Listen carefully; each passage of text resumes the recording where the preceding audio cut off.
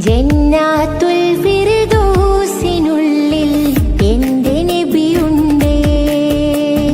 ചെന്നെത്താനൊരു മോഹമുള്ളിൽ എന്ത് വഴിയുണ്ടേ. ജന്നാത്തുൽ ഫിർദൗസിനുള്ളിൽ എന്റെ നബിയുണ്ടേ.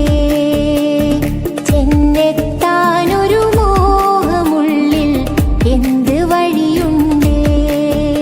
പരിപാലകനായവനെ പരിഹാരമതേകിടണേ. പരമോന്നതനായവനെ പറുദീസയിലാക്കിടണേ.